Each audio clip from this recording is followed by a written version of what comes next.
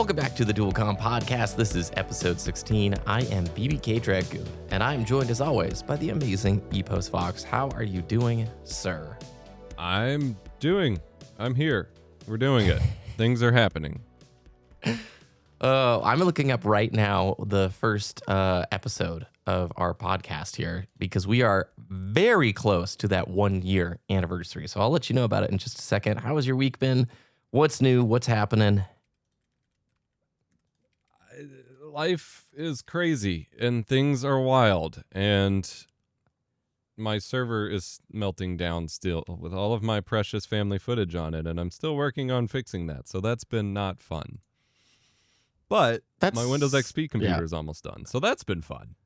What's up with the server? Is it just like some drives are dying? Yeah, so I built a new server back in June that was supposed to be the doing it right way instead of all of the janky solutions I've had before.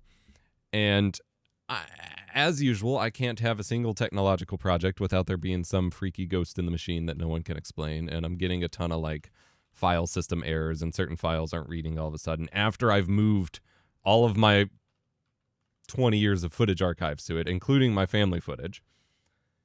And so I've now swapped 2 drives, and that has not fixed it. Once it throws a bunch of errors, it's like, hey, maybe something's wrong with this drive. You should replace it. So I bought replacement. Because, they're all refurbished drives from the factory, so if they come from the same date, it's possible that they all have, similar flaws. So I'm like, all right, I swapped another one, and it's still happening, which means there's probably a hardware issue not related to the drives, which is, best case scenario for my data, but means figuring it out is... Yeah. Ugh. So I just ordered this morning a new card that all the drives connect through, and I'm hoping that fixes it. And in the meantime, I'm just desperately copying all of my family footage off to another storage server because whatever isn't corrupted, I need to try to preserve. But really freaky that I'm finally yes, all of my things are in one place. And it's oh, look, all of my things are breaking, all of my precious things. So, do you have it built in the RAID configuration where it is backed up on a different drive? It has parity, which means files are theoretically protected from drive failure. Yeah. But that's the weird thing with the errors coming up is that I'll swap one drive that's supposedly having issues, and then it rebuilds the array, and it's yeah, you're good now. And then immediately another drive is hey, I got a bunch of errors now. What's going on, bro?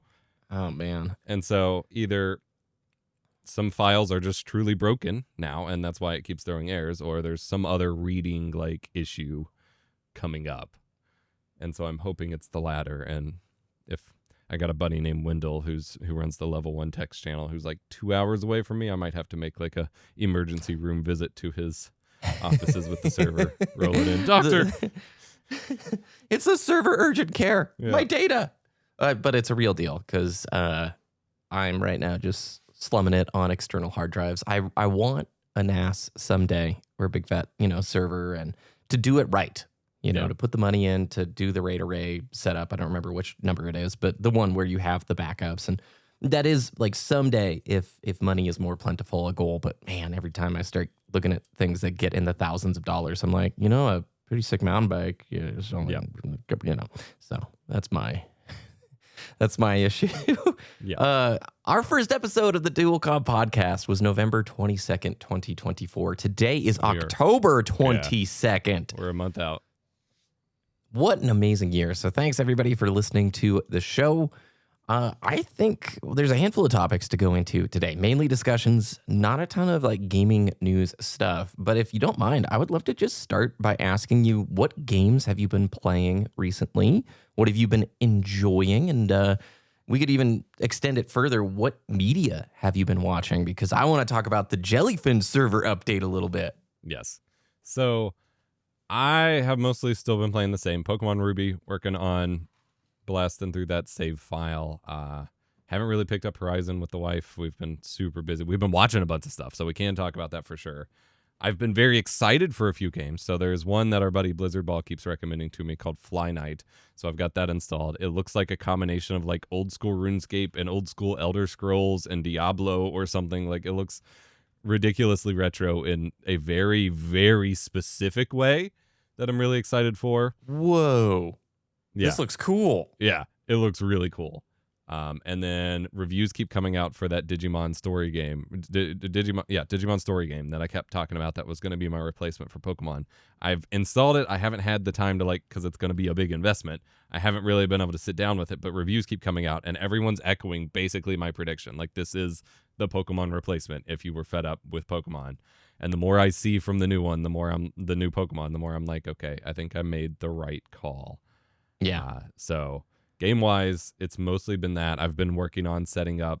I have finished everything except the CPU replacement for my Windows XP computer, which means I'm about to install a bunch of big box computer games. I'm very excited for that. Oh, nice.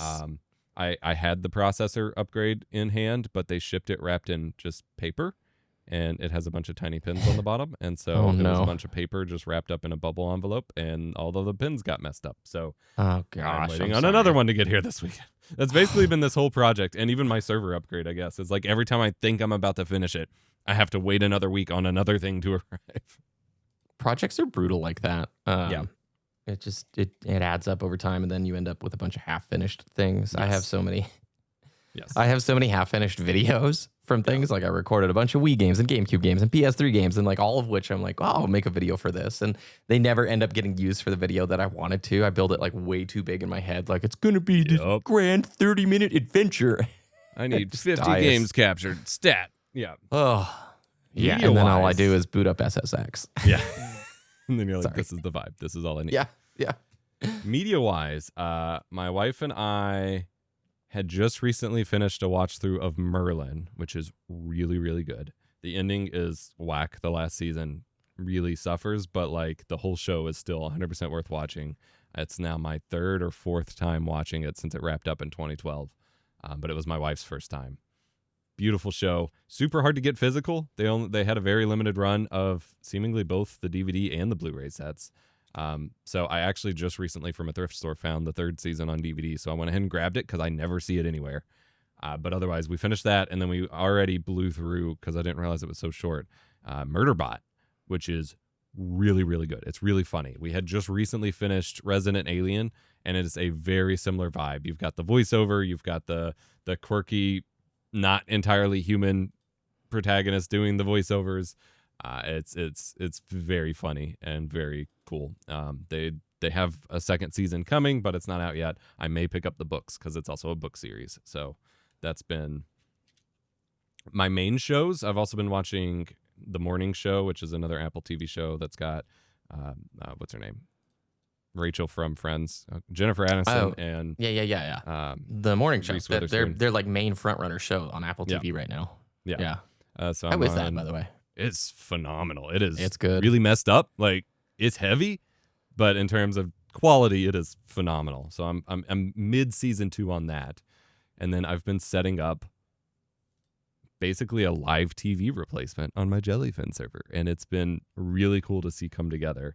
Still got lots of finishing touches on it, but basically I'm using this other service to just slot in episodes of my shows or even YouTube videos in a TV schedule and just play them linearly and stream it to different TVs. And so I have a profile set up in 4:3 at like lower resolution for my CRTs. So like I have my kitchen CRT. I have a remote for a Raspberry Pi. I can just flip it on, and whatever's on, whether it's a Digital Foundry video, an episode of G4 or House, like it'll just be on and I'll just watch it. And so I also set up a channel for my kiddo so we can try to limit some of his video watching and get it back more towards discovering more shows and some diversity. But he is very resistant to the idea because he's had access to everything on demand his whole life. So I'm not entirely sure how to implement it yet, but it is a very cool concept. It's the inverse of what we experienced. We didn't have on-demand choice. You had what was live at that time. And so approaching it from the other side, like how do you share the benefit? Like the idea of TV with no commercials is pretty rad. And there's so many times I'll watch shows, especially if you're traveling, right? And all you have is cable in the hotel. And it's way fun sometimes. You'll end up watching something that you never would have just because you're bumping through channels and stuff like that. So I applaud that idea. And you showed me a screenshot. You have a working guide. Like you can actually pull it up and see like what's happening at the next time block. Yes, I am still struggling to get images in it, but it will tell you all the shows, and then it'll show you like a list of shows coming up. And it's very cool on Jellyfin because like you go through your like media list, and it's like here's what you've watched before, here's what you still have in progress, and then there's a new entry now that I added the live TV section where it's like this is what's on now. So like he'll turn on his TV and I'll be like, do you want to continue this video, or Blue's Clues is on now? Do you want to watch Blue's Clues? Like. It's pretty cool. So cool. Again, my kid doesn't get it at all, and it's something I really want to implement because I don't like the on-demand nature and how it's like affecting his relationship with media and discovering stuff. And like he's super resistant to trying new shows or movies or anything. And 90% of the time he likes the thing, but he's convinced he won't like it. And like we even had the other night, we had our first like what we called a sleepover night where we all slept in the basement, although my wife and I had to sneak up to the bed because our backs were killing us. But like we all slept in our like living room floor. We built a big nest and everything and watched movies. Aww. And he spent the whole time being like, I don't like movies. I don't want to watch movies. I just want to watch videos. I don't like movies. Little dude stayed up for 5 movies before finally passing out and was glued to every single one. Like... It's a really important skill to cultivate to have the attention span to lock in, right? Yes. And to view a film and to even like portions of films that are slower or like it's important to watch the different types of stuff, you know? That's really... Yeah, I get that's so cool freaked to hear. out. I get so freaked out when he's like stopping videos or TV shows once they get to a certain part and then finding another episode or whatever. I'm like, no, that's... Yeah. Well, YouTube, I mean, it might be on this video right now, the big skip ahead button. I hate it. Yes. I feel so shamed. I'm like, it's so offensive. It's like, skip ahead. It's like, well, most viewers thought you were pretty boring here, you loser. It's savage for a creator. It is. Oh, man. Well, I'll start with media stuff, and then I'll talk about the games that I played. That way we're like flowing smooth. Finished Daryl Dixon. Season 2, which is The Walking Dead has done a bunch of spin-off shows. They had Dead City and Daryl Dixon and The Ones Who Live. And Daryl Dixon is shot beautifully. Ever since, I don't remember what season it is that The Walking Dead ditched film and moved to digital. That was a pretty abrupt shift. And you could definitely, it was such a gorgeous shot show on film, and the grain really played into the feeling of the entire texture of the show. And when they moved to digital, it was too clean and the grading was not dialed. Daryl Dixon, like the show, they have shot in Europe for, I think it was 160 days was the first 2 seasons, which is like a long time to do, you know, on location shooting. Yeah. And they have finally figured out the grading.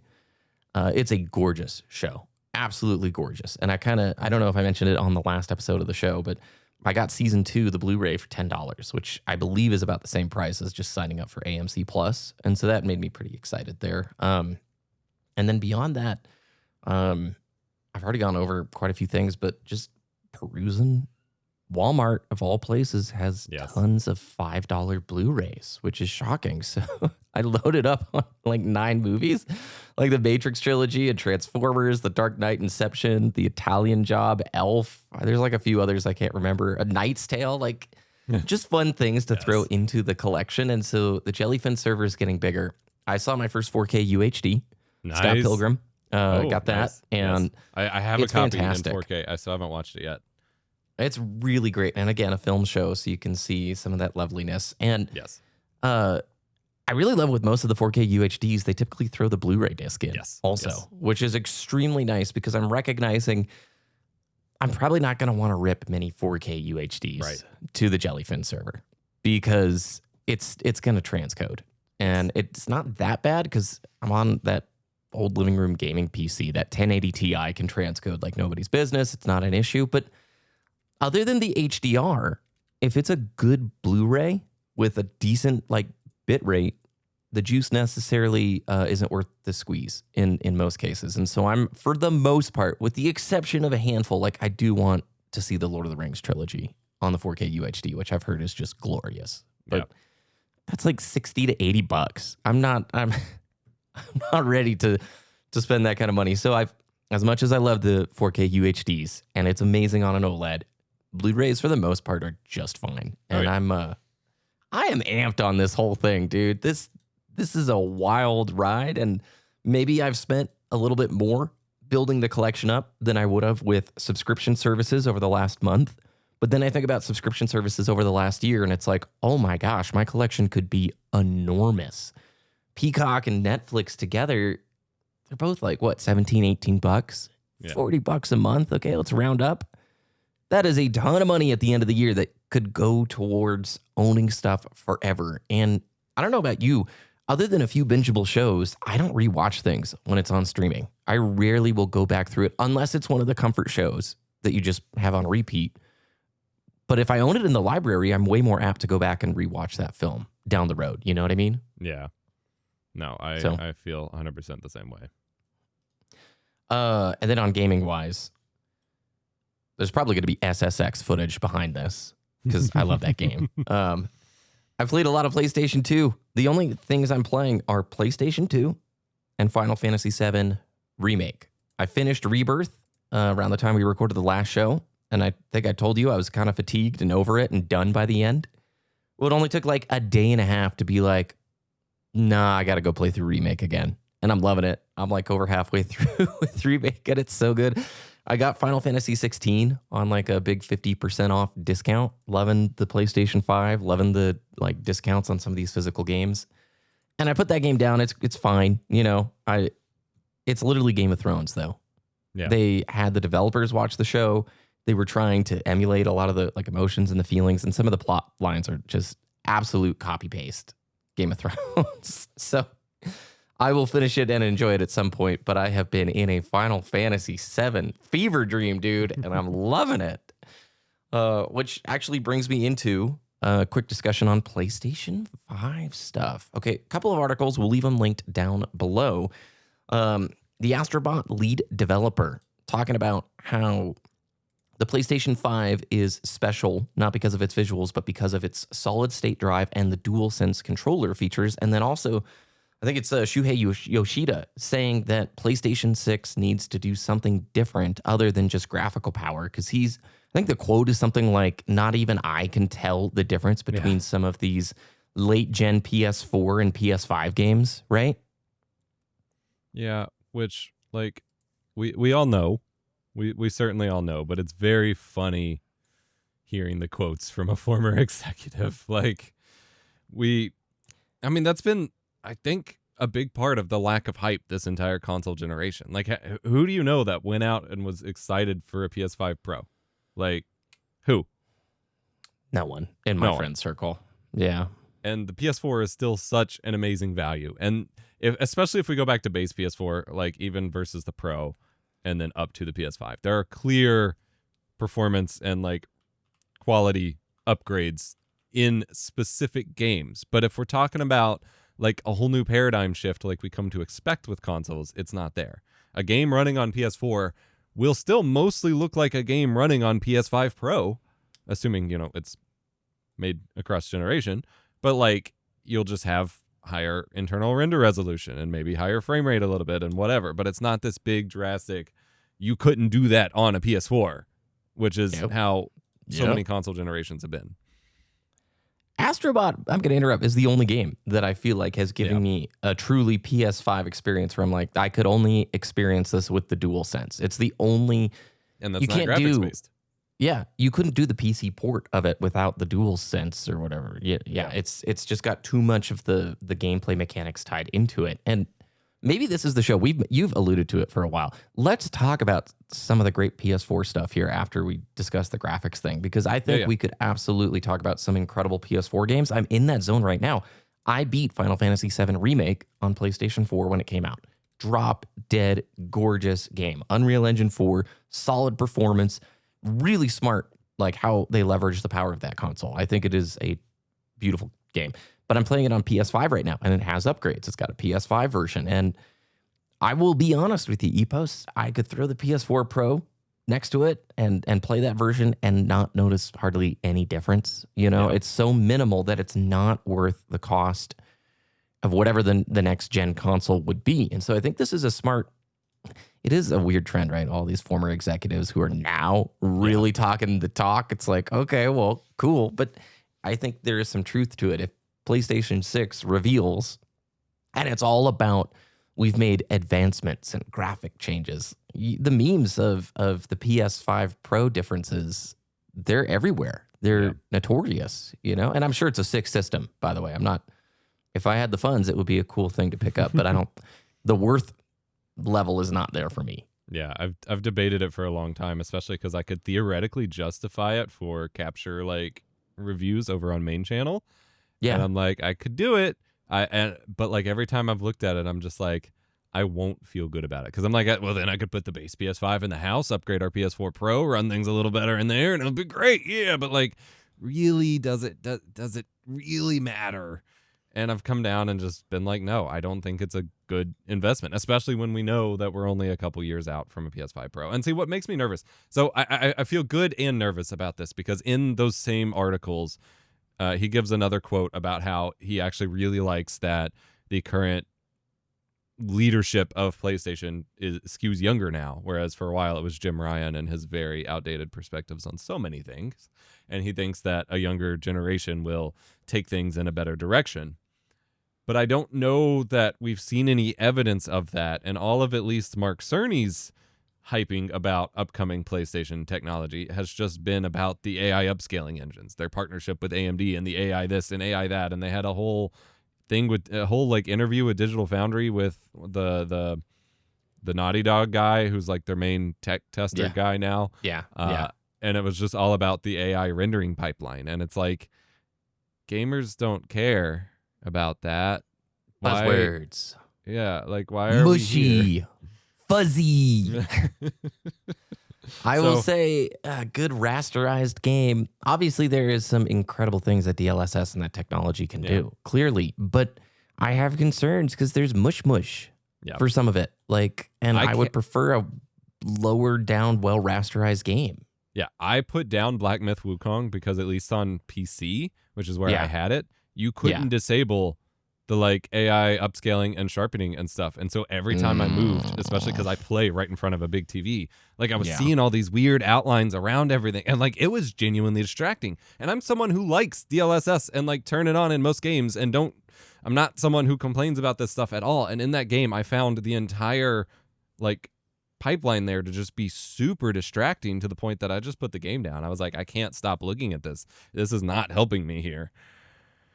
I think the early segments of Doom, the Dark Ages. Wow, I wanted to say Eternal. The earlier levels with the rain. So I played it on a 4070 Ti, those sections, and rain and those kind of particles on screen. It's obviously like visually intense and hard from a processing perspective. But I had to have some form of DLSS on. I don't remember balanced or what I had. But mush. It was soft. It was that kind of AI blur that it's like... I think on a console, on a TV, it's mostly fine as long as it's done right. Even the PS4, though, like the PS4's checkerboarding stuff was really obvious. So not always that. But like generally speaking, especially with how much better things keep getting, like at a distance on a TV with a console, you're going to notice it a lot less. But these are things like, it's weird to me, and I think we've talked about this a little bit before. Consoles have always done some form of upscaling and interpolation to take whatever rendering signal the devs wanted and output it to a TV format. Even the earliest consoles were doing upscaling. This is not something the user has ever had to think or worry about. And now it's turned into this like thing where we're supposed to care about it as a feature when it should just be a behind the scenes, like the devs and the architecture engineers have to do what they got to do to make it work. We shouldn't be being sold this as a feature. Yeah. Newer, better, faster, stronger. But that's just assumed with a new product. And so, I have to agree with that. The one quote that stood out to me from the Yoshida interview is he says, "For myself, I think PS5 is an amazing system in terms of quality of experience. I think the adoption of the solid state drive was almost like a miracle. I think PS5 and SSD has made almost every game a better game." And I will agree, the SSD speed for the PS5 is one of the best features ever for me when I need to just turn it on and get into the game immediately. Literally, system on, into my spot on FF7 within like 15 seconds, 20 seconds. I am a little sad that they removed their save state feature, the like Yeah. resume feature. I got my PS5 like right as that was removed, and apparently it's not coming back. I look forward to hearing weird. the full story someday. Maybe it was some instability thing. Maybe I don't know. But or maybe a security vulnerability. Maybe. That might have been like an exploit vector that they're like, nah, we can't bring this back. So Dude, I'm so tired of consoles being like neutered for keeping people from jailbreaking them. I know. It'll probably come back as PS6 comes online, or they'll market PS6 to have that feature. Yeah, but they'll have a better way to handle it. Even with an amazing NVMe, like sometimes PS5 kicks its butt in some ways, you know? Yeah. I am so torn about this because I enjoy those features of the PS5 and I think it's great. And weirdly, even though the performance shouldn't be that different, the PS5 did handle it better than the Xbox did. But I still keep getting stuck on, we did not need to wait this long for an SSD to be in a game console. No. There was no excuse for the Series X and the PS4 Pro to still be running laptop hard drives. Yeah. And as someone who started upgrading even his PS3 with SSDs 10 years ago and seeing the loading performance for a cheap off-the-shelf SATA SSD, I don't understand. Like, it's clear to me that they were unwilling to make a basic upgrade that any user could then go do if there wasn't some weird marketable selling point of the like fast, I forget what they called it now, the like direct storage equivalent for Ratchet and Clank and all that stuff, to be able to, like, when they couldn't sell it as a feature, they just couldn't make the upgrade. And to me, that just makes me so mad, like on principle. Yeah.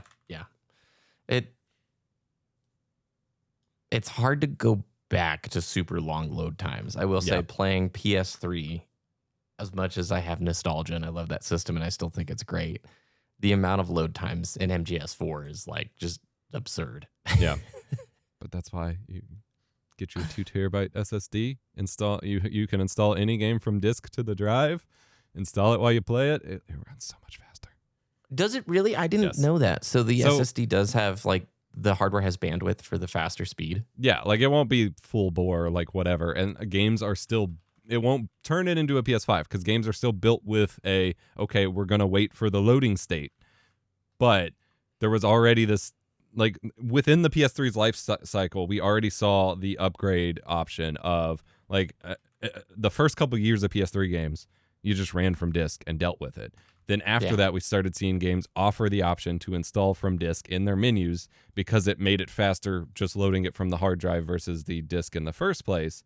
And then we saw late PS3 games force you to install basically the whole disk onto your hard drive because they couldn't load fast enough from the disk anymore. And so it does speed things up once you have it set up to actually load from the drive and not from the disk itself. There's still going to be a check. There's still going to be a loading screen, but it can go a fair bit faster. Very interesting. Okay, that's cool. I need, another project at some point. Yeah, it's a whole thing.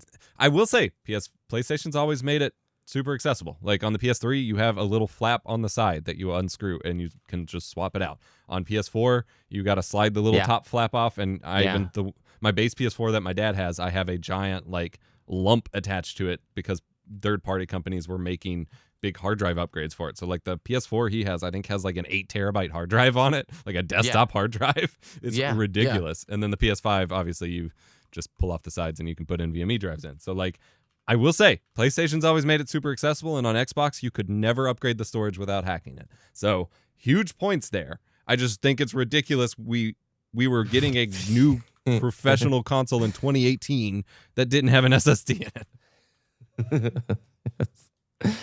Okay, as we transition into like a PS4 hype discussion and games that we like on that system, you were telling me in Discord it won't be received well when they announce the PlayStation 6. You had typed that over last night. Yes. And I thought about it, and could you explain that statement? I've thought about it more, and I'm thinking maybe there's going to be two paths here. The first is there are going to be people still even on PS4 buying games on PS4 because devs have had an incentive to just keep selling their games as PS4 games with PS5 upgrades to reach the most number of people, that I think we're going to start seeing PS4 games still sold with PS6 upgrade patches. Yeah. Because there's so much of a big install base on PS4. And we've seen numbers from Sony about PS5. Clearly, the PS5 install base is getting there. But it's such an accessible console. And as we've just discussed, the difference has not been a selling point so far.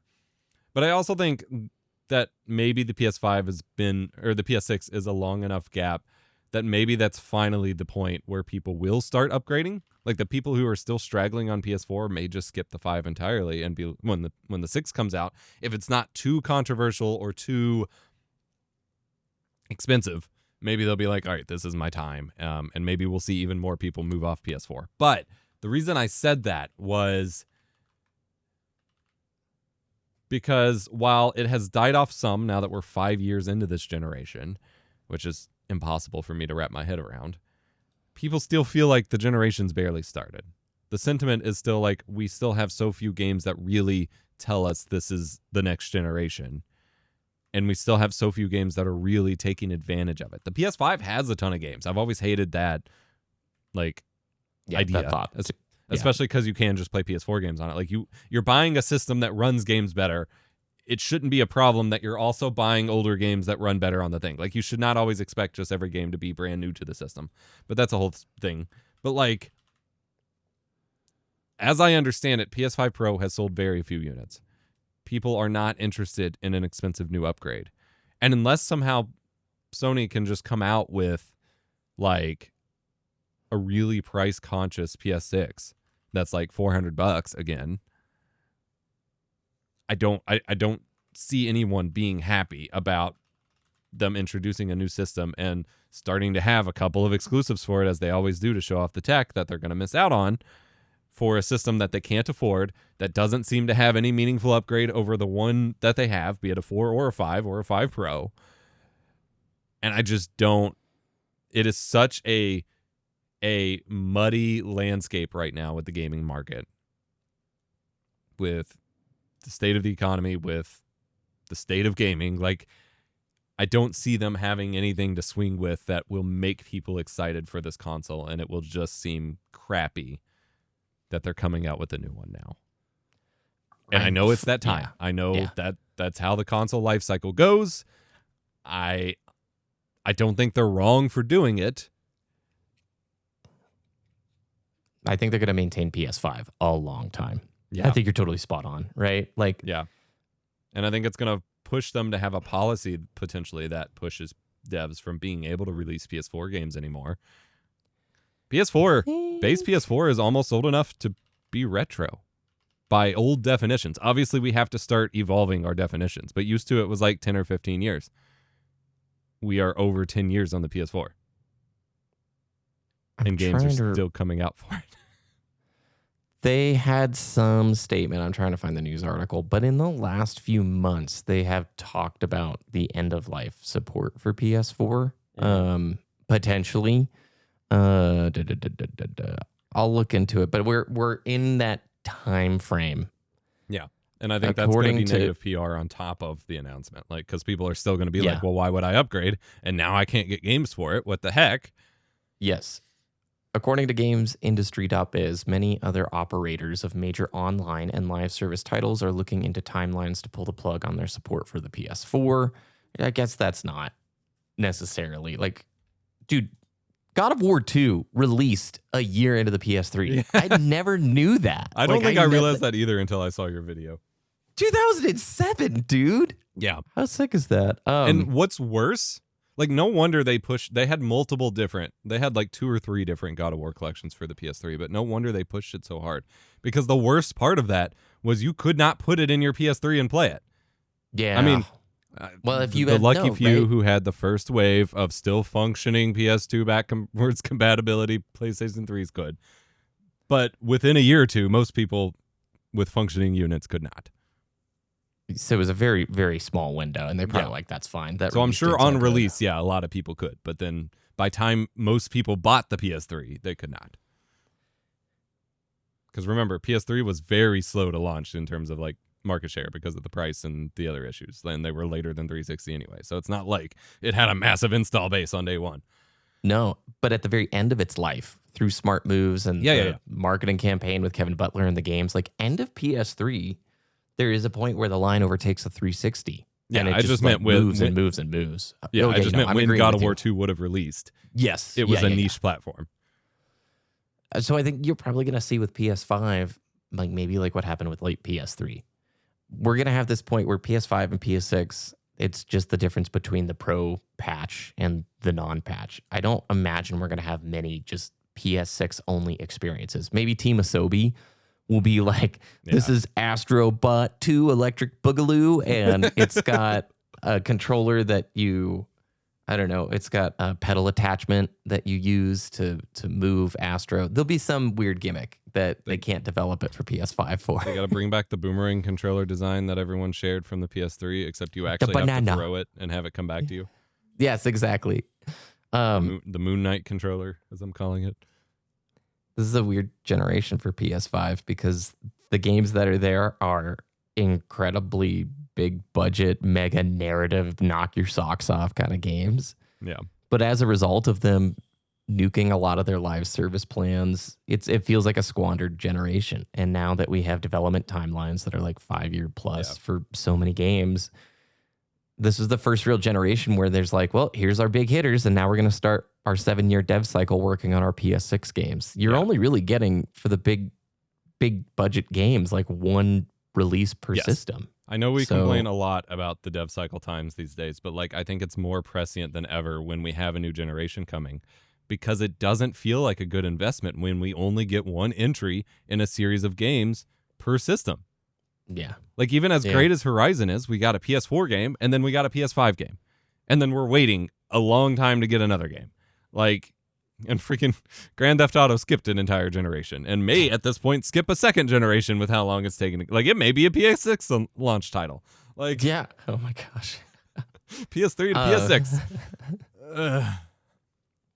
People want more AA. That's not just indie and third party. And I think a lot of the more frequent games that fill in that void are the multi-platform indies and the multi-platform like third-party title things. Yeah, and those are all. Go ahead. No, I think they just want to see like Sony level polish and budget thrown at more AA's. Like, come on, Blue Point should have had 4 more. I know that's exaggerating. Sorry. We should have the Bloodborne remaster from Blue Point or something like that. That's a much better use of their resources than screwing around with the God of War live service game, or I can't remember what the article was that alleged that. So, dude, I swear every time someone posts a meme or makes a reference to getting either a Bloodborne sequel or a remake or a patch even, I think From Software comes to Sony with a higher like quote. Or like a higher rate every time. Like they have got to be going to war over this freaking game. And I'm sure every time From Software is like, we got more leverage, you got to do it. And Sony's like, nah, people don't care that much. And then they put it in their trailer and From Software is like, you really got to pay us now. It's almost that level. Not quite. But when they revealed the FF7 like remake trailer, that's still some of the most like watched reaction videos in the gaming space online, when it shows the title screen and then remake like comes across the screen and everybody like melts down and dies. Like, I'm not a BB fan. I love Dark Souls 1, 2, love Elden Ring. Bloodborne's just not my cup of tea. And I know at some point I need to go through it and beat it. But the level of hype people have anytime that's shown in a trailer is pretty crazy. So I'll end the PS5 thing just saying, PS6 is going to have a hard time, I think, getting early adopters in momentum. Yes. And it doesn't seem with console launches they super care about that. And it's felt that way for a long time, I feel like, with plenty of console launches in our lifespan, where the game lineup at the start for the first year is pretty weak, and it gets a little momentum the second year. Third year, you get your price drop and more people coming into the mix. Now we get price raises on its 5th year, you know, but now you get late adopter tax. That's pretty spot on. But yeah, I think they are going to have a PR battle to kind of win there of this. Hey, PS5 never really got rolling. I'm just going to be sticking with my PS5 unless they can make a crazy compelling reason to upgrade, you know, why? And even then you benefit by waiting. So speaking of waiting, dude, how about we talk about how sick the PS4 is in 2025? Yeah, it feels really hard to justify buying like a new an $80 game or a new system, when you can go get a PS4 or a PS4 Pro for under $200, and definitely spend the $10 extra to get the Pro model, $10 extra to get a Pro. And there's so many games, both from when it released to today still releasing. So many great games. They are super cheap now. You and I have both seen at the game stores they are starting to be way more affordable because of their age, just basically nothing else, and because there are people who have like moved on and selling them in bulk now to get rid of their collections or whatever. It is such a good system to invest in, and the PS4 Pro is still a good time. Like, I still play on it every week almost. We've got the original Marvel Spider-Man. We've got Days Gone. We've got God of War, and Ragnarok even released on there, which was weird. With cross save, I can play it on the PS4 in the office and then take that save to my PS5 out on the TV, which is weird. Yes. It's very PC. Yes. A lot of games either have direct crossplay for the game or they just have like cloud save on your PlayStation account and would sync over. I've had spotty success with that when trying to do it like close in like time, but it does work. You've got the Last of Us games, Detroit Become Human, Red Dead Redemption 2. So good. Yeah. The whole Uncharted collection ×2, the Nathan Drake and Legacy of Thieves collection. Shadow of the Colossus and The Last Guardian, the Horizon games, Ghost of Tsushima, Resident Evil 2, 3, 4, Biohazard Village. Like everything. Yeah. The entire Dark Souls series is over there. Remastered, Souls, 2, Bloodborne. 3, Elden Ring. Yeah. Neo Sekiro. 1 and 2, Sekiro, Jedi Fallen Order, Witcher 3. Super fun game. Yeah. Witcher 3 on PS4 is actually a really good time. Ratchet and Clank, which you just played not too long ago. Yeah, that's the Rift and what is the PS5? Yeah, Rift one? Apart Rift is the in Time or PS5 something? one. This Rift is just Apart. the 2016 That one was reboot. sick, but Yeah. but the reboot was super fun and it's gorgeous. Yeah. You've got the Metro games on there that you always talk about.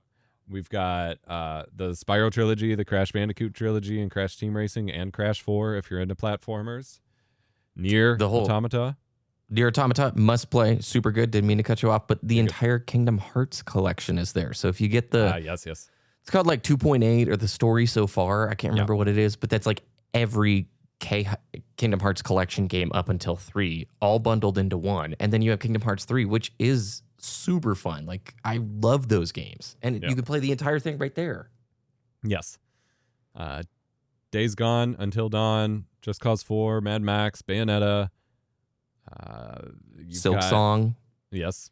That's on it. Speaking of games that just came out, like all the indies are still getting pushed there. Yes. So many, like go into any game store and just look at the PS4 section. Every time I have to resist just buying stuff. Like you've got the Mass Effect Fantasy 10 series. Oh, sorry, I keep catching off. Yeah.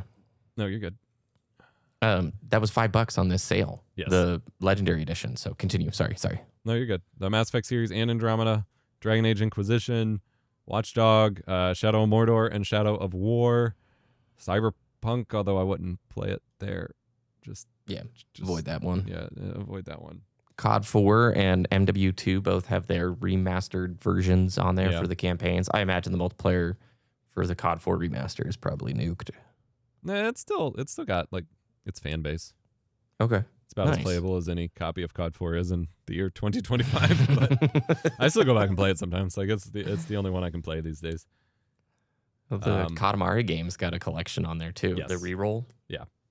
There is a lot of stuff, and you can get it secondhand very cheap, or on the sales, digital sales, very cheap. And the window on that is closing, so I would act a little quicker if you plan on digital. So the point is, this is a sick system, dude. Yeah, like I'm scanning my games looking for it, but like it is a sick system loaded up with tons of games. It can do media streaming. If you get, you can play HD Blu-rays. You cannot play 4K Blu-rays. That was always a big frustration with the Pro, but like that's fine. You can play CDs. I'm pretty sure. No, you can't play CDs anymore. You can play DVDs and Blu-rays. It doesn't play CDs. No, it doesn't have the laser for it. That's amazing. Yeah, that's a big reason you can't do like backwards compatibility stuff on it, because it just won't play CDs at all. Wow, I never knew that. Yeah, that's wild, dude. But like, great system, tons of controllers out there these days. Like modern if you go buy DualSense controllers, you're paying $70-$80 a pop. You can get DualShock 4s pretty cheap now. They were expensive for a while, but now like you can get them, clean them up. This is always the issue of, are we talking to dedicated gamers who have everything and are only looking for the hidden gems and the new game coming out, or are we talking to people that are just interested in getting a great time and the best bang for their buck or whatever? If you're someone who's already played everything, a PS4 is not going to be great for you. But if you're someone who's like, I want to game more, or I'm getting into gaming, or I've been out of gaming for a while, or we've had a couple of people who are like, I've been on PC and now I want to go console and physical. PS4, that would be my starting point. It's like the perfect moment. It's like the perfect time. So it's funny when I'm hearing the PSX is going to have like this hard mountain to overtake to get adoption. The longer I wait, the more I empower my ability to enjoy that system at a later date. Yeah. Like that's how I feel. The Switch 2 desire is gone. It was like substantial leading up to it.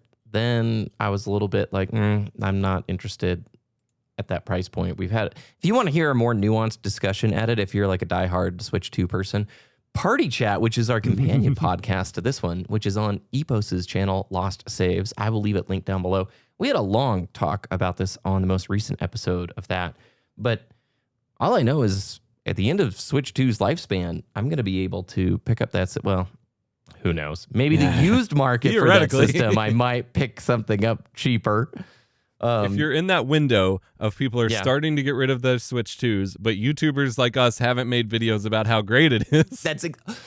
There it is, he posted. This is it, guys. All right, everyone listening, recognize PS4 is so sick in 2026. The goated PS4. Those videos are coming. Yep. And the moment that happens, this $120 for a freaking PS4 Pro on eBay, it's going to go to $150. Yeah. Okay. So this is your moment. I don't think I've seen the trends of nostalgia YouTubers making the PS4 stuff yet. Man. Is it too much of a transition to talk about the modern thing that made me so mad? And I was messaging you about. Okay. Go for it. When I make videos about old systems or older games, I try pretty hard to not bring up the modern versus older game discussion because I think it's pretty dumb and exhausting and no one has nuance. And anytime I make a video about an older system, even if I don't mention modern gaming, the majority of the comments end up being, modern gaming is horrible. These old consoles really know where it's at. And it just turns into like this pretty combative, explosive, angry tone. Even if I don't even bring it up, Epos. And I try really hard because like my honest take on this is there are some amazing modern games. There are some amazing older games. I feel like in the old days, there was more room for experimentation and you got a lot more games that prioritized fun. But I just play games that you think are fun. I don't want to hear the modern versus old discussion anymore. I think it's stupid. I think it's played out. And I don't know how we shift anytime we breathe in the direction of talking about older systems. It's an explosive bomb of modern sucks commenters. And I don't like it. I don't know what we do to move away from that. And I don't know why everything has become so combative when no one's really setting the stage for that fight. Does that make sense? Yeah, I think it all comes down to the whole identity debacle that I think is at the root of the initial console wars and of multiplayer gaming fights and whatever, of people want the things they buy and the things they put around them to represent their identity and who they are. And honestly, that wouldn't like that's superficial and has flaws, but like that wouldn't be as big of a problem if people weren't turning around and using that, like you said, to immediately go try to contradict everyone else. If they weren't trying to fight like about it and act like everyone else is wrong for being a different person. I feel like the biggest thing we have lost in the internet in the past 10 years is acceptance of people just being different. And that could apply to so many things that we're not going to talk about, but literally on anything, and specifically even like your preferences of games. You'll make a list video of games and people will comment angry that you didn't include their favorite game in this arbitrary list of your favorite games, or your not even favorite games, just like, here are some games I've never talked about before. How dare you not talk about this game? It's like, bro, I've already talked. Like, that's not what this video is. Chill. Yeah. Literally, the PlayStation 2 video I made, I mentioned Jack and Daxter, Yeah. and it's fun. And somebody was like, you better talk about Jack 2, bro. I am. And it was a long comment of a very, very passionate Jack 2 fan.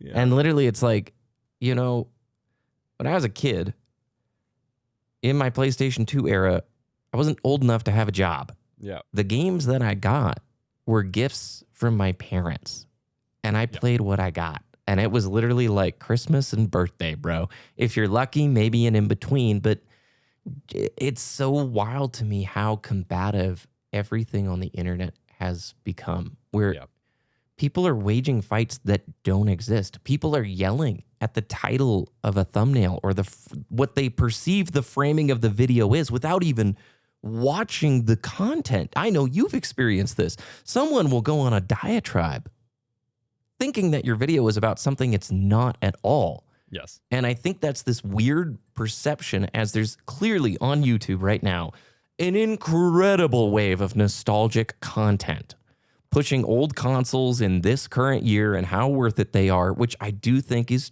like true. Like, there's a lot of great games and you get them cheap, and this is a great way to go as life's expensive. But that doesn't mean it's an open invitation to just vent all anger and fury about modern game stuff. Yeah. Like, there's a lot to complain about, but that doesn't magically make it all gone. And I think you and I get stuck in this position more because we can't do the shameless act of just riding the trend. We can't just make the here's why this console is great and only this console and nothing else is great and everything else is bad. Like, we can't do that because we don't believe it, and we don't want to make stuff we don't believe. And so we try to ride the line of nuance. And when it comes to, I feel like, you know, there's the whole medium is the message thing. I feel like the very act of making a video piece of content and then someone engaging with it creates a dynamic in which nuance is more confusing than it would be in a normal conversation or if you were reading. And this is not specifically to like insult anyone's intelligence. Like, I think it is purely a mechanism of the medium that people go in almost expecting shallower content. Yeah. And so when we have something that isn't that shallow, it creates a glitch in the matrix, and they still argue against it as if it were that shallow, even if they're arguing like in the opposite direction of what the video was even about. They're yelling at themselves. It's like a lot of times these angry comments, I'm like, yeah, I agreed with every point you made. And in the video, I agreed with who's disagreeing with you, sir? What do you mean? I said that yesterday. There was a good marketing article that came out that basically said marketers have to stop doing this, where they take the stance of an opposition that doesn't exist. Like, they say a big statement that is like, mainstream wouldn't want you to believe that this soap does that. And it's like, but nobody's on the other side of that argument. 10 out of 10 doctors hate him. Yeah, it's kind of funny. And I find myself always conflicted because, like, literally I just want to make fun videos about games and systems and things that I like, things that hopefully spread joy and entertainment. And it is so funny to just see how the algorithmic trends power so much of this. Like, you and I both know there are creators who only cover older systems, and the whole slew of videos is this console is great in 2025. And they make that same video every week on a different console, and it's a big list of games and all that stuff. And they're not living on those systems. They're doing it to make the video. Yeah. And I think that's where my line is challenging, because I want to showcase stuff that is authentic, not just making it to have the video exist, if that makes sense. And so I love my older systems. I legitimately play PlayStation 2 about 2 hours a week, probably, maybe an hour and a half a week. And most of it's SSX, but I can go back and draw from experiences I had during the eras that we played those games, during the times that we've sunk a ton of times into those systems. But I just can't. I think it's maybe like the handheld thing that we talked about, where the sensationalism of like the video framing becomes the lifestyle they portray in the video. Yeah. Again, does that make sense? I feel like Yes. we're in some nebulous territory here. No, I think you're 100% right. And like, I have tried myself to do those videos because I have a format of this kind of video that does pretty well, where I'm like, I'll never stop doing X like it's X. And it's whatever I am obsessed with that month or week. Like, it is purely what I am having the most fun with. And I make that clear in the video. And so I've done like my CRT PC setup. I've done PlayStation 2. I've done hooking my Steam Deck up to my CRT. I've done my new retro desk. Like, it is purely just me sharing the joy of whatever I'm obsessed with at that time. But I've tried to force it where it's like, okay, like when I did the PS2 one, I was like, okay, I'm going to do PS3 next. This is doing really well. Let's play the YouTube game. And immediately I just burned out on it because I'm like, but I'm not playing PS3 right now. I'm still playing PS2. This isn't what I'm actually feeling. Oh no. And I don't know. I'm not judging necessarily because we all got to play the game, but like, I don't know how people do it. Like I can't make those videos when I'm not feeling it. And I do my best to convey, like, this is just what I'm obsessed with at the moment. And I like keeping it on hand because I like the option. My biggest thing is when we move on with technology, media, whatever progress, and leave everything behind, we leave so much behind that I really can't stand that. And so I do my best to show like why you should keep some of it, not all of it. You shouldn't live purely connected to a CRT on dial-up internet playing PS1 games. You really shouldn't. You should maybe upgrade your chair and take a shower. But like, there are parts of it that can still bring joy and value to your life.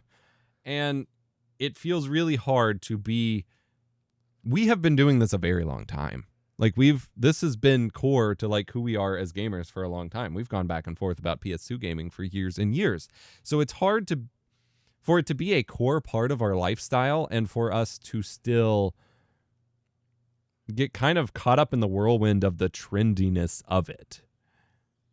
Of like, it's like, yeah, man, we were here for this back in the day. We've been here for it in the modern day. We're a part of this. And then we pick up all the shallowness and all of the like misconstrued messaging. And we're like, wait a minute, that's not right. Nope, not that one either. Wait a minute, what? And it makes it really confusing for us to really navigate because are we supposed to partake in this? Even though, frankly, a lot of those videos, and I'm not speaking on any individual creator because frankly, I can't think of a single one like specifically in their videos. I take them all in as like an aggregate. But like, a lot of them are made by people who never experienced the thing when it was there. Yeah. And they make a lot of weird assumptions when they're looking at it retroactively that aren't actually true about the experience or about what it did for our lives at the time. And then that just creates a whole host of like mess to navigate. So I don't know. The algorithmic framing is turning this whole thing into a meme. And I guess that's why I'm uncomfortable, is like there is nuance that's completely lost because of what gets promoted. And I don't want to see it turn in the nostalgia thing just turned into a meme for views, if that makes sense. It's like very hot right now. Like the last few years, it's the nostalgia thing is you throw blank, blank, blank in 2025. Like I do it because you want the video to get viewed, but I'm trying to make sure that the content of the video is like spot on. Like 2 weeks ago, why I'm playing old consoles in 2025. I didn't say word one, dude, in that video about modern. Not one thing. Literally, it was just like, I'm finding a lot of comfort and joy in turning the PS2 and the PS3 on right now. The games are cheap. The systems are good. They're pretty offline. You don't have advertisements in your face. There's just a lot of stuff that's pretty nice. I like it. Yeah. See you next time. You know? And I don't want that turned into just a kitschy meme that is going to be a trend that blows over, you know? Yeah, because it actually means something to us. Yeah. And I have an analogy. It's still super niche, so it probably won't be helpful. But many of you will know that I've been super into analog video and glitch art stuff for basically my entire life.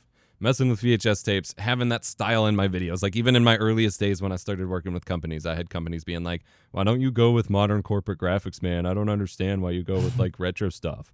And I'm like, haha, haha. And then around like 2017, 2018, well, probably 2019, it started taking off in popularity. Suddenly the world discovered glitches and glitch art, and it became this more like widespread term. And then it caught the eye of the NFT crowd, making NFT art. And glitch art became something else entirely. It's basically just like really flickery animations that are like really crude and not based in analog video or any even glitching itself. Like it's just like flashing lights.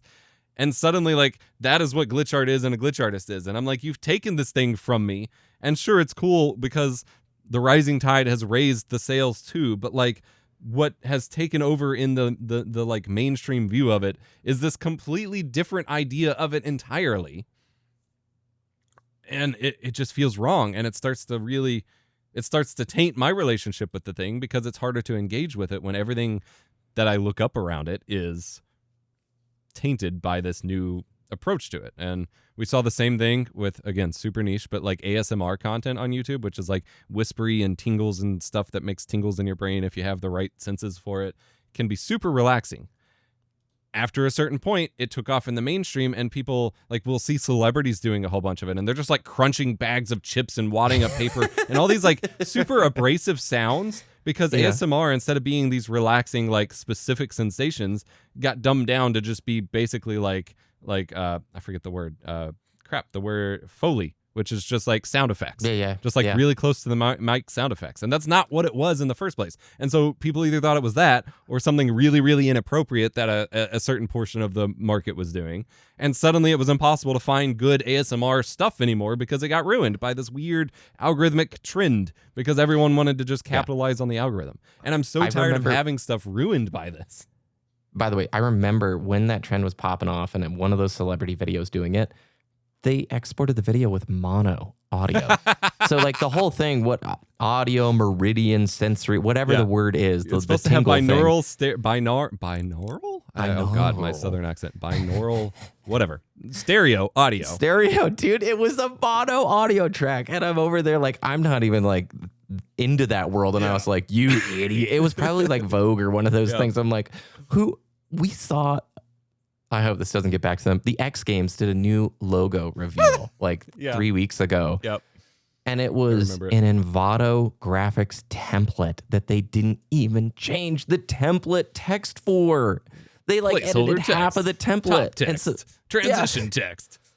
And someone getting paid like real dollars, just like Envato is a marketplace for video assets, by the way. You can buy After Effects and Resolve and Premiere templates and all these things. So plenty of people use it as their starting point, right? Some animation guy made it, and then you can buy it and change it. But they didn't even take the time to finish the render, and they uploaded it and got through all those things. And you're like, okay, clearly the passion was not there for the medium. They just wanted to ride that trend. And I'm not saying that's the way it is with all of these videos. I love seeing content about old stuff, and I love seeing content about people who are passionate. And who cares? If they're playing the game, they're playing the game. Support the creators that you feel like you want to support. It's not shouting it out. I felt very conflicted because I'm trying to make stuff that is just cool and chill and not combative and not trying to like wade into this modern sucks nonsense that is everywhere, but it's so hard. I feel like the way all of the content is portrayed now, people no longer are critically thinking or free thinking or really using their brain. They're just letting the algorithmic framing dictate their entire perception and just yelling at stuff for no reason. Yeah, I think a big missing piece too, like, because we could just be told to like ignore what everyone else is doing and get over it. But like, these things taking off in the algorithm and becoming a trend and affecting how everyone else sees the thing makes them then come to what we are doing and be combative about it. And I've experienced that in the tech field too, where like a big creator will put out this really big piece of misinformation, and suddenly me, the educator, is being flooded with people being like, no, you're wrong. You don't have a clue what you're talking about because so-and-so said this thing that's clearly wrong. And it's like it makes the job more difficult. And that's such a dumb thing to whine about, but it really does. Like, and when it is something that means so much to us, it's hard to just let that be. Yeah. That's a deep question for life. And this is probably a good point for our break. And then we swing back. We've got a couple of cool topics to hit on when we get back. So thanks, everybody. We will see you again here in just a few seconds. Yep.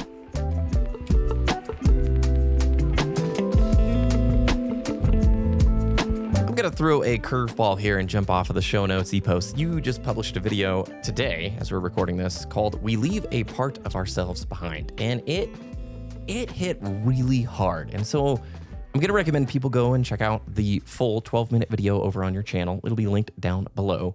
But I want to talk about the concept within the video. Could you briefly summarize what you were talking about in just the framing of it? So, yeah, for me, as we were basically just talking about before the break, like I'm constantly kind of evaluating nostalgia and how and why it affects us and what the tangible things to do with that are. And something that I got thinking about was places, both the third place, which I'm lumping multiplayer gaming into, and also physical places that you go to, and why you can have such a strong yearning to like hang out there, to go back there, to I don't know all the things that we do, but a yearning to kind of be involved with it still. And I truly believe that in a way it feels like we are leaving part of ourselves there because we change so much while we're there, and then we leave those changes there. Like we don't bring them forward with us. When you live like as a kid in the same house for 5-10 years longer, you can start to you really build your roots. You really root in with your memories, with your life changes. It's like, oh, this is where I broke my arm. This is where I found out I was allergic to this. This is where I discovered my love for this food. This is where I first played this game. And things might look different as you inevitably change your furniture and grow up and whatever, but like you build a lot of that there. And that keeps your kind of sense of self, your sense of memory applied to yourself there in the place. And then as you leave that place, you have to leave that there. You can't bring that with you because it's no longer attached to where you are now. And I think that really screws with a lot of us. It definitely screws with me a little bit. And so I didn't have any like hard answers by the end of the video, but it was just kind of an exploration of those things and how we can feel about them, I guess. I'm trying to not just recite the whole thing over again. No, and I don't want to take that away. But okay, what really landed heavy for me is multiplayer gaming places. Like when we played Halo 3 on the 360, that was a time and a place that existed then with our former selves. You can't recreate it now. And if you revisit it now, it will never feel the same again. And I do like you highlight going back to one of the places you'd lived previously and the intense sense of emotions you felt coming back to it, a different person, because I can relate with that on so many levels. I literally hadn't been back to the town where I went to university until last year or the year before. And I went back and it was just this crazy flood of feelings of like, I have changed and grown so much as a person. And I'm really happy for certain times and certain eras, but you can't just like copy paste and expect it to exist again in your life in the same way. And so a lot of it is what we talked about plenty of times here, taking stock and appreciating where we're at right now. But then also people being open to growing and changing. Even on our discussion right before the end of the break, I hate feeling negative, right? When we give topic discussions out in the Dual Comm. Like I want to always try and not be negative Nancy and not be just super critical of stuff. And when we were talking about the nostalgia framing and the algorithm and all this stuff, I can look back over my videos over the last like 2-3 years and see things where I'm like, man, I loved that and I didn't love that. And I'm always trying to figure out how can I make something authentic and meaningful for myself and for others? And that's an ever-changing thing. And we live in an environment where I feel like you're not allowed to change, especially if you've ever made any piece of art or content ever. You know, you could go back probably 10 years and I have something that I've said is contradicting to the way I see the world now. And somebody coming out and being like, oh, well, BBK hates that. He shouldn't say that. He should, that's not what he thinks. And it's like, how do you know? Like I grow, I change. We all should grow. We all should change. But BBK, I see on November 1st, when you were only 17 years old, you thought hot dogs were sandwiches, but now you're saying they're tacos. Explain that, you hypocrite. It's exactly that. And it's pretty interesting to hear and think about third places like multiplayer gaming and why we have such a strong sense of identity tied to it. And you're one of the only people I think in the world I can talk to who fully gets that from like the Halo 3 perspective. Yeah. Like I know you lived through the same thing. Yeah. And that it creates a sense of like almost like a bonding between people who went through it, but it also creates this weird disillusion with where the things are. And I think that is one of those intangible hurdles that I don't know how you overcome as like a game franchise. Like if we're talking specifically about Halo, because everyone who hasn't played it has only heard what everyone else has said and then is met with whatever they encounter for the first time, not matching up with that. And then all of us who have played it are stuck with this like incongruency of it's not what we want anymore. Like I was just sharing with you the other day, someone had posted a video where they're still playing Halo 3 and MCC and posting like high tier gameplay. Yep. And like they're great at it or whatever, but like it is not the same game that I played at all. Even in MCC time. Like once you filter out all the like casualness, the high tier gameplay now is a completely different kind of experience. And so even now, that's something I brought up in my video is like we can go back to a lot of these places. But just like going back to your old house or your old neighborhood or whatever, it's not going to look the same. It's not going to feel the same anymore. There are going to be similarities and you're going to want to be able to like there's that movie trope of like trying to walk around the corner and be like, oh yeah, I know this really great pizza place or whatever. And then it's gone and it's like a dry cleaner or something. And you're like, no, like, or Fry with his dog in Futurama that got turned into concrete. Like those kinds of things that you can't escape that. And all you can do is remain open-minded to the fact that things change or find ways to preserve it. Like you could still have friends over and do like classic Xbox 360 Halo 3 LAN parties if that's your jam, or Counter-Strike 1.6, or there. Obviously the Smash scene has done just fine never letting go of GameCube Smash. Like Brawl is still hitting. So there are ways to preserve it, but you have to, like you said, you have to kind of stay positive about it. You can't do it from the stance of all this other stuff is bad, or it's just going to turn into kind of toxicity. It's going to eat at you. It's going to hurt you more. You have to be like, okay, this is just a different thing and we're doing this differently, or be open to what the changes are, or you're not really going to survive it, basically. You know, I had written down one of the discussion topic ideas is when to care and when to let go. When everything feels urgent in our world continually, where do you give your energy? And when do you just let it go? And it's funny, I did not plan for your video to tie into this, but it's very similar. Like where we're landing right now, it's so important to recognize you've got a battery at the start of the day. It's an emotional battery, and everything that you give energy and cares to drops the battery level. And once you're on red, if you keep just caring about stuff that doesn't deserve that time and attention, it's like pushing the engine when all the lights on the dashboard are flashing at you. Something's going to break, something's going to give, and it's not going to be rewarding to you. Not to make this a huge leap, but even the term gamer, like in the last year, maybe in the last 6 to 9 months, I don't align with it. I don't think of myself as like gamer with the current connotation of what a gamer is, you know? Yeah. No, I 100% feel that. I feel very similarly. And that's kind of been a weird struggle with regards to how service games are handled, how monetization is handled. I don't think anyone knows what the term means anymore, but that means that everyone is struggling to identify with it, both because of their own life changes and because the scene has changed. Yeah. And you talk about like where to put your energies with that. Once we have our priorities shifted, as we lose our connection with that identity of gamer, we have to kind of stop caring as much about these little things. Yeah. We had a question over on another shout out for Party Chat. We had another question on one of the episodes about what to do when your favorite franchise isn't like good anymore to you. And there's a lot of feelings there. But for me, ultimately, like if you're going to like be a well-adjusted human being, you just kind of have to accept it. Like with Halo, I spent a little while back in, say, the Halo 5 days when I was still a very, very young adult and didn't have much other priorities, where I was like heartbroken that they're just destroying my favorite game and whatever.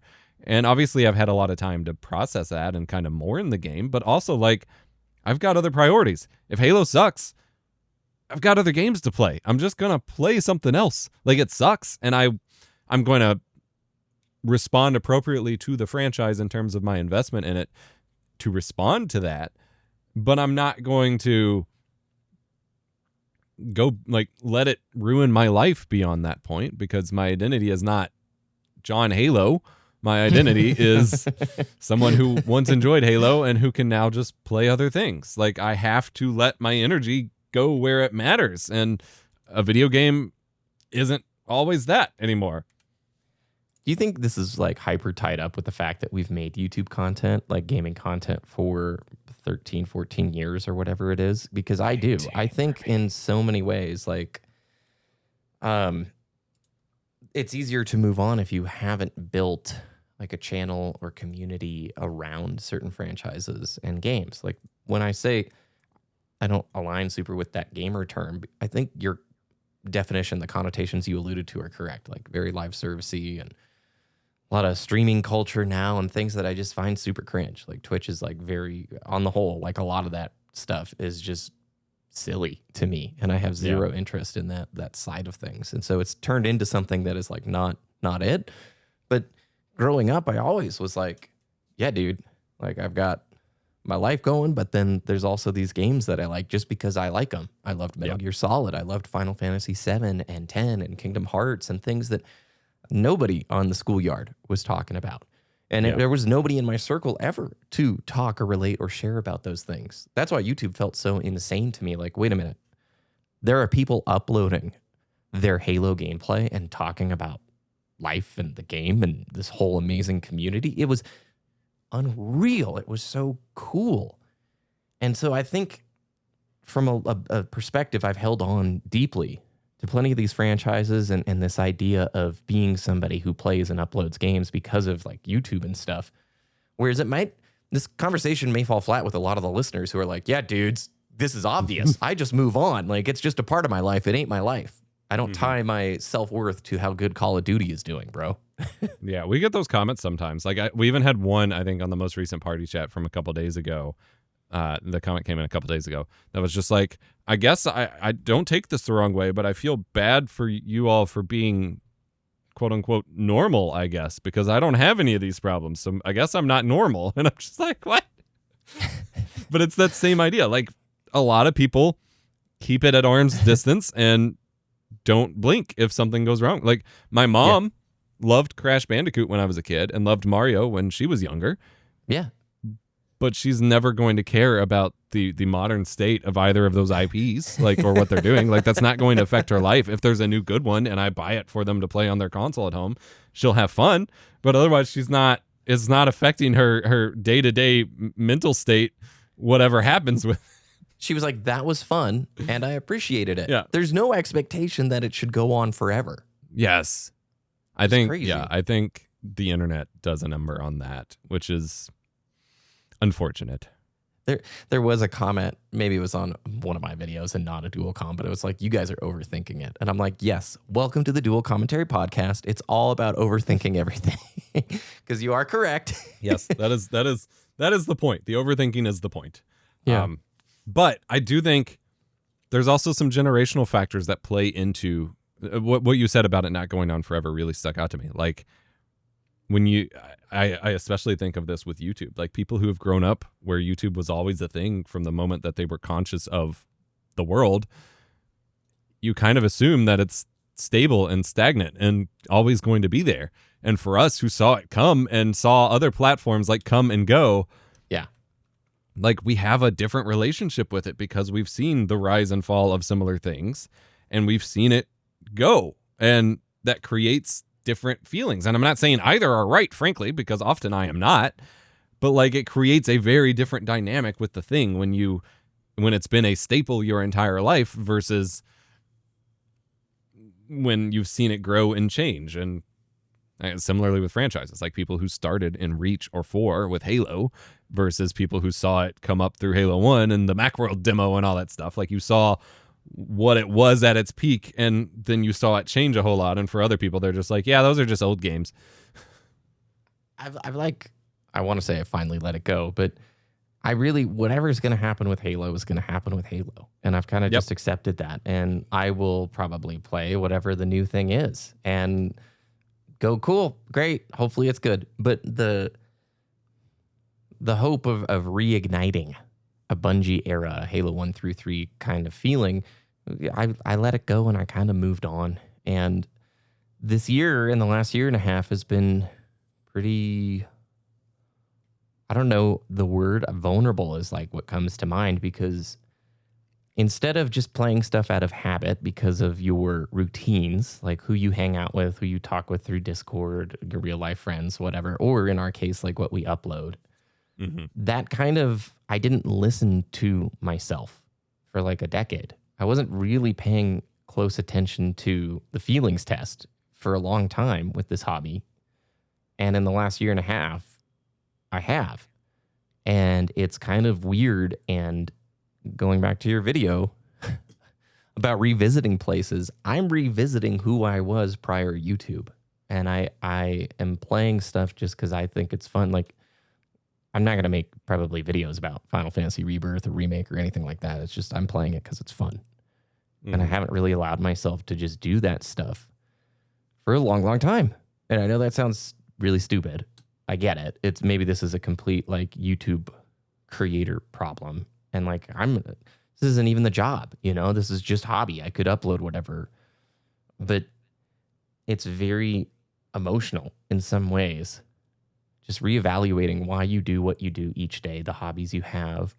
How did those hobbies get started? Were they built because you wanted to do that? Were the expectations inherited from your environment? From parents, from all sorts of things. You can extend the feelings test into every corner of your life. And it's just this pretty simplistic way to check in with yourself and go, why am I doing the things that I do? Why do I tick the way that I tick? And it's been powerful. And I think that's why your video hit me so hard. I also think there's a connection between that and what you brought up before the break about combativeness. I think a lot of people are uncomfortable looking that deeply at the way they spend their time, and they are immediately resistant to it and fighty about it. I've seen that even on my main channel video about like, I've made a couple videos now about digital minimalism and like reducing my phone usage and stuff. Oh, and people get super fighty about it because it's making them look at things they don't want to look at. And instead of processing those feelings properly, they're just taking it out on the source that was making them think about it. And I think we're doing the same thing with games. Let me reenact that comment, because you made a cool video about what you keep in your bag every day. What goes in your bag? Here's my journal. Here's my camera. You fool! Your phone can do all of it. If only you had a little bit more self-control. Stop blaming the analog. It's all on you, you fool. Yeah, basically. It's insane. And it was just the most pleasant, like, here's a cool notebook that I made, and this camera takes really nice pictures. And it had nothing to do with criticizing your phone. Yeah. Oh my God. Yeah, I was very clear. Like, here are my personal struggles. Here are the contexts in which I struggle with them. Here are the things I'm doing about it. And they're like, if only you had more self-control and discipline. And I'm like, what part of doing any of this tells you I have no self-control or discipline? Because this is all a giant act of self-control and discipline. You know, I watched a good video, like probably right after that, about some UX engagement designer who basically talked about in Vegas when slot machines were introduced, they were not popular at all. And then they changed the variable reward rate so that you won X amount of percent of the time. Yeah. And now I think it's 80% of all the revenue from Vegas casinos comes from slot machines once they implemented variable reward rate. And just hearing him and showing like how our modern app designers utilize the infinite scroll and then the, pull down to refresh feel is actually emulating like the pull down of the slot machine lever and how your wall will deliver the dopamine. Yeah, I don't know how true it is, but he highlighted basically there's evidence that suggests that the original UX designer for some of that stuff was saying there's a dopamine to the actual act of pulling it down and it bouncing up like that. I've always called like TikTok and stuff a slot machine, but I never made that specific. That. Well, and that's part of his point too, is like you have the good post once every 10 or so posts because that variable reward rate is shown to deliver just the right amount of dopamine to keep you on the platform longer. They could probably like land home run after home run after home run, right? Yeah. But you might bounce. That might be too much dopamine. That might just be like not the way to keep you on the system the longest. And I could not help but draw immediate comparisons to that in engagement optimized matchmaking, where the hidden hand is literally deciding you're going to lose. I know you're probably about to get offline because you're frustrated, but here's your easy win, bro. Yeah. Maybe That's when it's I'm coming out. back. One more. Yeah. Just one more, man. Oh, now it's double XP. Now you can earn progress on your battle pass. And I have sent you screenshot after screenshot, but I've never really talked about it in content. So I will say it now. I'm convinced that YouTube is surfacing worse and worse videos to me to prop up the videos that it wants me to click on, because I will get so many suggestions kind of padding things out that are just like 3 view videos from a week ago from like tiny channels. That, not that a channel size dictates the quality of the content, but it's literally like someone's raw upload from their PS4 of a multiplayer match or something with no title, no thumbnail, and not even like a microphone. And it's like, you really did not think that I was going to click on this. You just wanted me to see something bad, so I thought the other thing was more good. And I think I talked about that in our last episode, where I talked about putting some of my watch later stuff on Jellyfin, and when I see it out of the context of the shiny YouTube homepage, it's all less appealing now. And that really awoke something in me. And now that I keep seeing all the bad videos, I'm like, man, this is carefully crafted not to give me the best experience, but to manipulate me the most. And the second I learn something's manipulating me, like, I get burned on it. It's really hard. There are cool extensions that you can utilize that take away some of these websites' engagement farming features. I'm not going to highlight them because I don't know from a TOS perspective, like they might violate certain things, but you can make the technology still work for you, but it takes self-control. And unfortunately, I still love to browse YouTube thumbnails, even though I've been trying to cut that back. And I still love like opening 50 tabs, scrolling the homepage, opening 20 tabs, and then like never watching those videos, or getting to my lunch break and just blowing it, watching 2 or 3 of those videos, and then never really feeling that good, Because that used to be how we found good content. Like, it used to work, and now it's just not. It doesn't. We're in an interesting time. Well, I think we're going to do a little bit shorter of a Dual Comm today. So before we roll out, you left an article about a Battlefield 6 portal map that I want to hit on here for about 2 or 3 minutes, and then we'll wrap the show up. Dude, this is one of those things where, like, putting your energy into a thing, it does not matter. But I am very disappointed to see it. So the TLDR is that you can make and submit like custom Battlefield portal maps for Portal. And as with literally every multiplayer game on the planet, people are porting over popular maps from other games that they want to see in their favorite new game. And EA is now issuing warnings to people who have made those and taking them down and saying you can still play them locally, but do not try to play them online ever again, for things like Shipment from Call of Duty. And, it's kind of the rite of passage. If you have a custom game mode in a multiplayer game, people are going to port it over. Dust 2, Fort, Shipment, Nuketown, like Guardian, Blackout. Whatever that one's called. Blackout, every Blackout. variation. And Beaver Creek and Valhalla or Blood Gulch, like Asylum. People are going to port games from Counter-Strike and Halo and Call of Duty and Team Fortress, and that is honestly, that's been the most fun I've had in so many multiplayer games. Like, even in Infinite's time, going through the custom games and playing those like ports. I've even played back in the day. I have videos on my older channels of me playing like Halo maps inside of Minecraft PvP. Like, that was fun. It is a lot of fun. And for whatever reason, EA is shutting this down. And like I say, for whatever reason, there's some obvious reasons why that could be a concern, but they have historically never been a concern before. So I don't know why it's a problem now, and it just sucks. Yeah, I mean, they're just worried about Activision, right? Yeah. Being litigious and submitting a takedown notice or a cease and desist. There's arguably there could be a case for copyright infringement. I don't think the courts would be able to navigate that.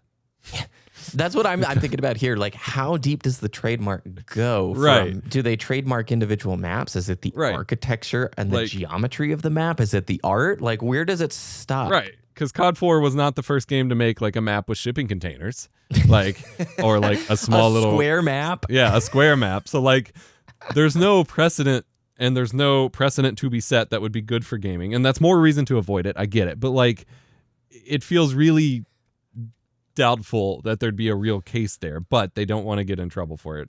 And that, dude, who's like, moderating this? Somebody flagged this. Like, Yeah, somebody is looking at fair. these. That takes actual manpower. Somebody looked at this map and went, like, Yeah. I don't think an AI. I recognize that Who one. knows? I don't know, but Yeah. So it's just sad. Like, ultimately, it doesn't matter. We were just talking about what our energy goes to. Like, it's not going to. I don't even have the game. We got a comment for party chat asking how we feel about the game given our break from multiplayer. Like, I'm feeling a lot of FOMO given what I've heard about it, but like, I don't have it. I'm not going to play it right now. So like, it doesn't affect my life, but it saddens me to just think about like where we've come from and where we're going with the state of like self-hosted multiplayer servers and user-generated content. Like, custom maps in Halo CE and Quake and Counter-Strike and stuff are some of my best memories for online multiplayer gaming.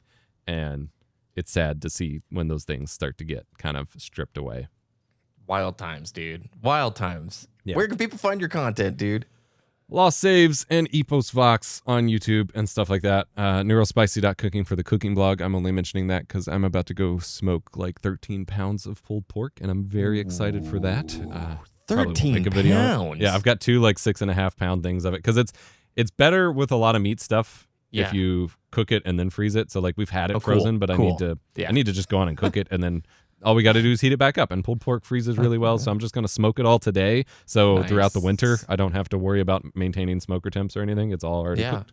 So smart play, bro. Smart. Enjoy that. That sounds great. I am all about this weird meal prepping thing at the moment where like I pre-cook stuff so that we don't have to stress out as much about dinners. That's genius. Oh, I need to get on that wavelength. I've been getting too much takeout. I've been making sandwiches pretty decently, but there's plenty of days where I'll just be like, no, just get a burrito. $10 later, bro. Yeah. Can't do that. That's 2 Blu-rays right there. Thanks for listening. Eat the Blu-rays. You wouldn't download a car. We super appreciate you all. Thank you very much for listening. Hope it's a great week. You can subscribe to this podcast on all the podcast platforms, and I think that's all the stuff. So we will see you in episode 17, and if you haven't, check out Lost Saves for Party Chat, which we do in between each episode of Dual Comm. So thank you so much, and have a great day. Bye.